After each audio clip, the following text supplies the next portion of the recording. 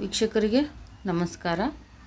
ಮಾವಿನಕಾಯಿ ಉಪ್ಪಿನಕಾಯಿ ಹೇಗೆ ಹಾಕೋದು ಸರಿಯಾದ ಅಳತೆಯಲ್ಲಿ ಅಂತ ತೋರಿಸ್ಕೊಡ್ತೀನಿ. ಈ ಥರ ನೀರಲ್ಲಿ 5 kg ಮಾವಿನಕಾಯಿ ನಾನು ತೊಗೊಂಡಿರೋದು. ಒನ್ ಅವರ್ ನೆನೆಸ್ಬಿಟ್ಟು ಆಮೇಲೆ ಚೆನ್ನಾಗಿ ಒಂದು ಯಾವುದಾದ್ರೂ ಹಳೆ ಬಟ್ಟೆಯಲ್ಲಿ ಚೆನ್ನಾಗಿ ಕ್ಲೀನಾಗಿರೋ ಬಟ್ಟೆಯಲ್ಲಿ ಎಲ್ಲ ಒರೆಸ್ಕೋಬೇಕು. ಫಸ್ಟ್ ನೀರೇನೂ ಇರಬಾರ್ದು. ಚೆನ್ನಾಗಿ ಅದೆಲ್ಲ ತೊಟ್ಟ ಹತ್ರ ಎಲ್ಲ ಒರೆಸ್ಬಿಟ್ಟು ಚೆನ್ನಾಗಿ ಕಟ್ ಮಾಡ್ಕೋಬೇಕು. ತುದಿಯೆಲ್ಲ ಕಟ್ ಮಾಡಿ ಆಮೇಲೆ ಸ್ವಲ್ಪ ಡ್ರೈ ಆಗಬೇಕು. ಅದು ಒರೆಸಿ ಆದಮೇಲೆ ಸಹ ನೀರಿನ ಅಂಶ ಇದ್ದೇ ಇರುತ್ತೆ, ಯಾಕಂದರೆ 1 ಅವರ್ ಮೇಲೆ ಬಿಟ್ಟಿರ್ತೀವಲ್ಲ ನೀರಲ್ಲಿ.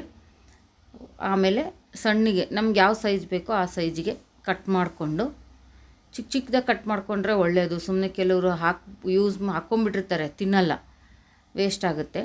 ಹಾಗಾಗಿ ಈ ಥರ ಸಣ್ಣಗೆ ಕಟ್ ಮಾಡಿ ನಾವು ಅದಕ್ಕೆ ಬೇಕಾದಂಥ ಏನೇನು ಪದಾರ್ಥಗಳನ್ನು ತೋರಿಸ್ತೀನಿ.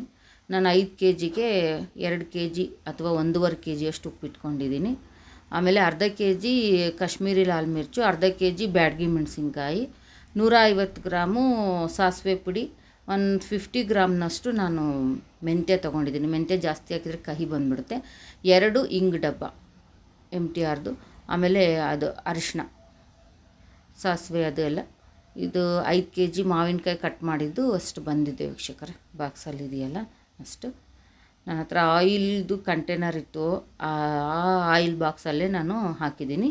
ಎಣ್ಣೆ ಮಾತ್ರ 2 ಲೀಟ್ರ್ ಎಣ್ಣೆ ತೊಗೊಂಡಿದ್ದೀನಿ, ಯಾಕಂದರೆ ಸ್ವಲ್ಪ ಎಣ್ಣೆಯಲ್ಲಿ ಇದಾದರೆ ಚೆನ್ನಾಗಿರುತ್ತೆ ಟೇಸ್ಟು ಅಂತ.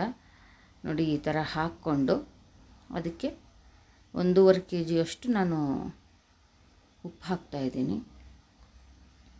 ಉಪ್ಪನ್ನ ಹಾಗೆ ಹಾಕಬೇಡಿ, ಪಾಕೆಟಿಂದ ಒಂದು ಬಾಣಲಿ ಚೆನ್ನಾಗಿ ಬಿಸಿ ಮಾಡಿ ಅದರಲ್ಲಿ ಈ ಉಪ್ಪಿನ ಪಾಕೆಟ್ ಹಾಕಿಬಿಟ್ಟು ಸ್ವಲ್ಪ ಕೆಳಗೆ ಮೇಲೆ ಮಾಡಿ ಬೆಚ್ಚಗಾಗುತ್ತಲ್ಲ ಆಮೇಲೆ ಉಪ್ಪು ಹಾಕಿ. ಯಾಕಂದರೆ ಉಪ್ಪಿನಲ್ಲೂ ಸ್ವಲ್ಪ ತೇವಾಂಶ ಇರುತ್ತಲ್ವ, ಹಾಗಾಗಿ ಆ ಥರ ಮಾಡ್ಕೊಳ್ಳಿ. ಸಾಸಿವೆ ಆಗಲಿ ಎಲ್ಲದನ್ನು, ಮೆಂತ್ಯ ಸ್ವಲ್ಪ ಚೆನ್ನಾಗಿ ರೋಸ್ಟ್ ಮಾಡಿಕೊಂಡು ಆಮೇಲೆ ಮಿಕ್ಸಿಲಿ ಫ್ರೈ ಮಾಡಿಕೊಂಡು ಮಿಕ್ಸಿಲಿ ಚೆನ್ನಾಗಿ ಪುಡಿ ಮಾಡಿ ಸಣ್ಣಗೆ ಬ್ಲೆಂಡ್ ಮಾಡ್ಕೊಳ್ಳಿ.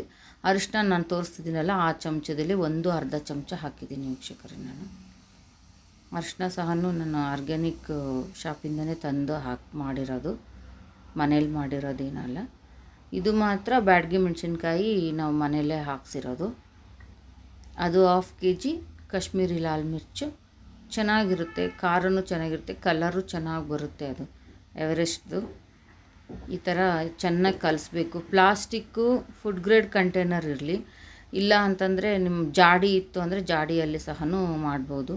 ಜಾಸ್ತಿ ಕ್ವಾಂಟಿಟಿ ಆಗಿದ್ದರಿಂದ ನಾನು ಈ ಬಾಕ್ಸ್ ತೊಗೊಂಡಿದ್ದೀನಿ. ಆಮೇಲೆ ಚೆನ್ನಾಗಿ ಮುಚ್ಚಿಡೋದಕ್ಕೂ ಚೆನ್ನಾಗಿದೆ. ಆನಂತರ MTR 2 ತೊಗೊಂಡಿದ್ದೀನಿ. ಹಿಂಗು ನೀವು ಒಗ್ಗರಣೆ ಕೊಡುವಾಗೂ ಹಾಕ್ಕೋಬೋದು, ಇದ್ರ ಜೊತೆಗೂ ಹಿಂಗೆ ಹಾಕಬೇಕು. ನಮ್ಮ ಬೇರೆ ಏನು ನಾವು ಹಾಕಲ್ಲ. ಸಾಮಾನ್ಯವಾಗಿ ಖಾರ ಪುಡಿ, ಇದು ಇಂಗು, ಅರಿಶಿಣ, ಮೆಂತ್ಯ ಪುಡಿ, ಇದು 2 ಥರದ್ದು ಖಾರ ಪುಡಿ ಹಾಕ್ತೀನಿ ನಾನು. ಈ ಥರ ಫುಲ್ ಹಾಕಿಬಿಟ್ಟು ಚೆನ್ನಾಗಿ ಕಲಿಸ್ಬೇಕು ವೀಕ್ಷಕರೇ. ಅದು ಯಾಕಂದರೆ ಉಪ್ಪು ಆಗಲಿ ಎಲ್ಲದನ್ನು ನೀಟಾಗಿ ಮಿಕ್ಸ್ ಆಗಬೇಕು.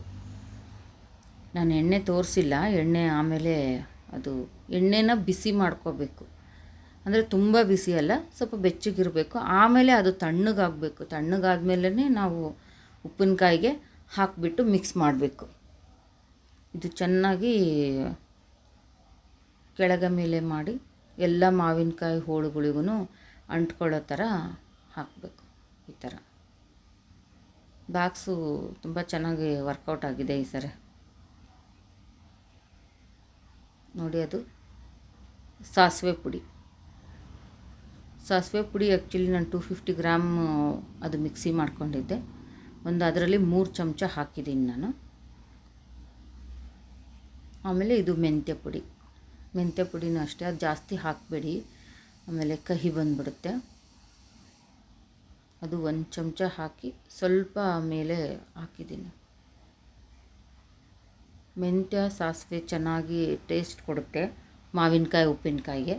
ಹಾಗಾಗಿ ಇವೆರಡನ್ನೂ ನೀಟಾಗಿ ಹುರಿದು ಬಿಟ್ಟು ಹಾಕಬೇಕು ವೀಕ್ಷಕರು. ಚೆನ್ನಾಗಿ ಕಲಿಸ್ಬೇಕು.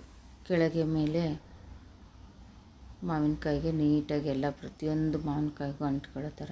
ಯಾಕಂದರೆ ಇದು ಕಳಿತಷ್ಟು ಚೆನ್ನಾಗಿ ಇದಾಗುತ್ತೆ, ದಿನ ಕಳಿಬೇಕು. ನಾನು ಹೋದ ಶನಿವಾರ 25ನೇ ತಾರೀಕು ಹಾಕಿದ್ದು ನೋಡಿ. ಈ ಥರ ಎಣ್ಣೆ ಕಾಯಿಸಿ ಬಿಸಿ ಮಾಡಿ ಬೆಚ್ಚಗೆ ಮಾಡ್ಕೊಂಡು ಇಟ್ಕೊಂಡಿದ್ದೀನಿ. ಆ ಎಣ್ಣೆನ ಈಗ ಬಾಕ್ಸಿಗೆ ಹಾಕ್ಕೊಂಡ್ರೆ ಆಯಿತು. ಕೆಲವರು ಆಮೇಲೆ ಹಾಕ್ತಾರೆ, ನಾನು ಒಟ್ಟಿಗೆ ಎಲ್ಲ ಹಾಕಿ ಕಲಸಿಟ್ಬಿಡ್ತೀನಿ. ಬೇಕಾದಾಗ ಅದರಲ್ಲಿ ಆಯಿಲಿ ಅಂಶ ಇತ್ತು ಅಂದರೆ ಸರಿ, ಇಲ್ಲ ಅಂತಂದರೆ ಒಗ್ಗರಣೆ ಏನೂ ಕೊಡೋಕ್ಕೆ ಹೋಗಲ್ಲ, ಹಾಗೇ ಯೂಸ್ ಮಾಡ್ತೀವಿ ನಾವು. ನೋಡಿ ಈ ಥರ ಫುಲ್ಲೆಲ್ಲ ಹಾಕಿಬಿಟ್ಟು ಬೇಕಾಗುತ್ತೆ. 5 kg ಮಾವಿನಕಾಯಿ ಅಲ್ವಾ, ಚೆನ್ನಾಗಿ ಹೀರ್ಕೊಳ್ಳುತ್ತೆ ಅದು. ದಿನ ಕಳೆದಂಗೆಲ್ಲ ಎಣ್ಣೆನೆಲ್ಲ ಚೆನ್ನಾಗಿ ಹೀರ್ಕೊಂಡು ಚೆನ್ನಾಗಾಗುತ್ತೆ.